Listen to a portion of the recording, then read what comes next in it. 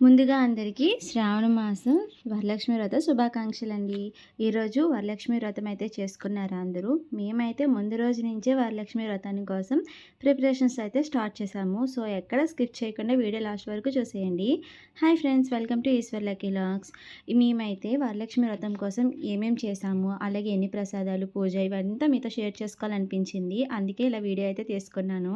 మన ఆడవారి సంగతి తెలిసిందే కదా, ఇలాంటి వ్రతాలు, నోములు, అలాగే పెళ్ళిళ్ళు, పండుగలు ఏదైనా సరే గోరింటాకు పెట్టుకోవాలి కదా. అందుకని గోరింటాకు అయితే ఏరి తెచ్చుకున్నాము. ఇక ఈ గోరింటాకు మొత్తం చింతపండు కొద్దిగా వేసేసుకొని మిక్సీ పట్టేసుకుంటున్నాం అనమాట. ఇకపోతే మా ఇంట్లో హడావిడి అంతా నిన్నటి నుంచే స్టార్ట్ అయిపోయింది. ఇక మా ముగ్గురం తోటికోడలము కూర్చొని గోరింటాకైతే పెట్టుకోవడం స్టార్ట్ చేసాము. ఎలా పెట్టుకుంటున్నామో లేదో మబ్బులు అలా వేసేసాయి. ఇక మబ్బులు వేస్తే ఒకసారి వర్షం వస్తే ఏంటి పరిస్థితి అని చెప్పి ఎలానో ఫస్ట్ కాలుకే కదా స్టార్ట్ చేసామక్క, తర్వాత వెళ్ళి తీసేసుకోవచ్చులే అని చెప్పి మేమైతే అనుకున్నాము. అందుకే ఫస్ట్ కాలుకైతే పెట్టుకున్నాము. చూసారు ఎంత ఎర్రగా పండేస్తుందో కదా. కాలుకి పెట్టాను, నా వేలైతే పండిపోయాయి. ఇక ఈవినింగ్ మరి నేను వీడియోస్ ఏం తీయలేదు. సో నా డైలీ రొటీన్ ఎలా ఉంటుందో మీతో చాలాసార్లు షేర్ చేసుకున్నాను కదా. ఇకపోతే మొత్తం పనులన్నీ ముగించుకున్న తర్వాత వంట అన్నీ అయిపోయిన తర్వాత మేమైతే తోరణాలు అయితే కట్టుకుంటున్నాము. అదేనండి మామిడాకు తోరణాలు. కొంచెం పువ్వులు యాడ్ చేసేసి ఒక్కొక్కరు ఒక్కొక్క స్టైల్లో కట్టామన్నమాట. ఇది ఒకటి, ఇంకొక తోరణం చూపిస్తాను చూడండి. సో ఇదొకటి. ఇలా ముగ్గురం కలిసి ఒక్కొక్కరం ఒక్కొక్క తోరణం అయితే డిజైన్ చేసాము.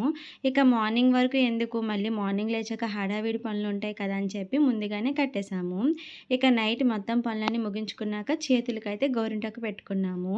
అలాగే ఒక చేతికి పెట్టుకున్నాము, ఇంకొక చేతి ఖాళీ కాబట్టి సో ఆ చేత్తోనే గ్యాస్ అవన్నీ క్లీనింగ్ అన్నీ చేసేసాము.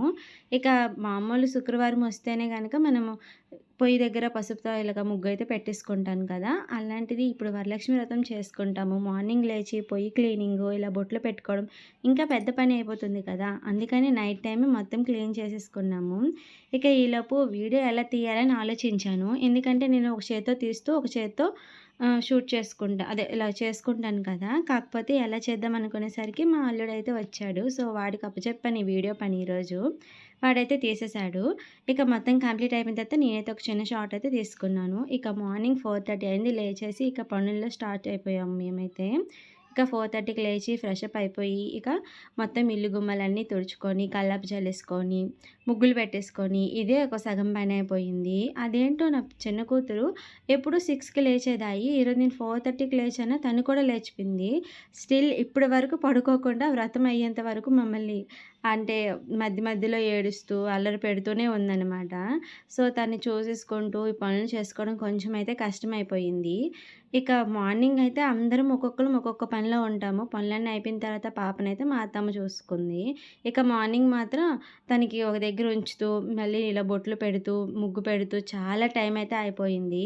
ఇక మా చిన్న పాప ఏం చేసిందంటే నేను ముగ్గు పెడుతుంటే తను అలుకుతుంది ఆ ముగ్గుల్ని. సో చేసేదేమీ లేదు, తనకి ఏం అనలేము, తనకి చిందే కదా. అందుకని చెప్పేసి అలా నెమ్మదిగా చేసుకున్నామనమాట. ఇంకెలానో తొందరగా లేచాను. ఒకవేళ లేట్‌గా లేచుంటే ఇక పనులన్నీ ఎక్కడివక్కడే ఉండునేమో అనిపించింది. ఇంత తొందరగా లేచినప్పటికీ వ్రతము, అలాగే అన్ని వాయినాలు ఇచ్చేసరికి 12 అయిపోయింది మాకు. సో ఈరోజు శుక్రవారం, అదే అందులోనూ వ్రతం చేసుకుంటున్నాం కాబట్టి నీట్‌గా గుమ్మం దగ్గర అయితే బొట్లు ఇవన్నీ పెట్టేసుకుంటున్నాను. అలాగే లక్ష్మీదేవి పాదాలు కూడా వేసుకున్నాను. ఇక బొట్లు పెట్టేటప్పుడు ఇలాంటి తప్పులు మాత్రం చేయకండి. కుంకుమతో పాటు వరిపిండితో కూడా బొట్లు పెట్టేసుకోవాలంట. సో ఎప్పుడైనా మీరు ఒట్టి కుంకుమతోనే పెట్టుకున్నట్లయితే ఈసారి నుంచి వరిపిండితో కూడా పెట్టుకోండి. ఇక తులసమ్మ దగ్గర బయట కల్లాపు చల్లేసి మొత్తం అన్ని దగ్గరలో ముగ్గులైతే వేసేసాను. స్పెషల్‌గా ఉండాలని కొంచెం పెద్ద ముగ్గు వేశాను.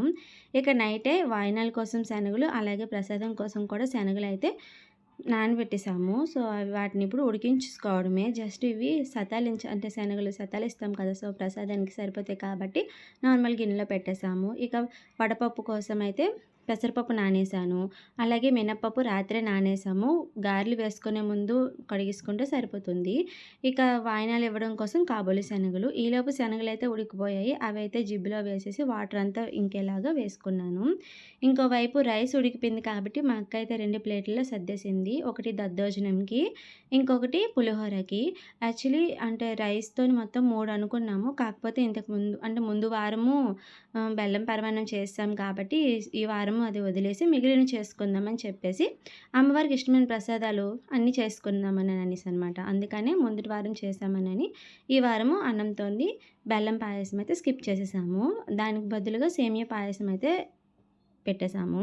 ఇక రవ్వతో అయితే గోధుమ బూరెలు అయితే చేస్తున్నాము. పప్పు బూరెలు చేయడం చాలా కష్టం అంటే కొంచెం ఎక్కువ టైం పట్టేస్తుంది కదా! త్వరగా అయిపోవాలని చెప్పేసి బూరెలైతే చేస్తున్నాము. అయితే ఏంటక్క ఇంతేసి వండుతున్నారు అని అనేసి అనుకుంటారేమో! మరి మాది కొంచెం జాయింట్ ఫ్యామిలీ కదా! అందరికీ సరిపోయేలాగా వండేసుకోవాలి. అందులోనూ ఈసారి పూజ చాలా అంటే చాలా స్పెషల్. అందుకనేసి ఇలా అనమాట ఫుల్‌ఫిల్‌గా ఎక్కువగా వండేసుకున్నాము. అందుకే వంట అంతా అయ్యేసరికి ఎక్కువ టైం పట్టేసింది. ఇక పులిహోర తాలింపు అంతా రెడీ అయిపోయిన తర్వాత పాయసం కూడా దించేసాము. ఒకవైపయితే బూర్లు, గారెలు మాత్రమే ఉన్నాయి. మా అక్క బూరెలేస్తుంటే నేనిక గారెల కోసం రుబ్బయితే రెడీ చేసేసాను. అయితే మా పెద్దక్క అయితే మాత్రం మొత్తం పూజకు సంబంధించినవన్నీ సర్దేసుకుందనమాట.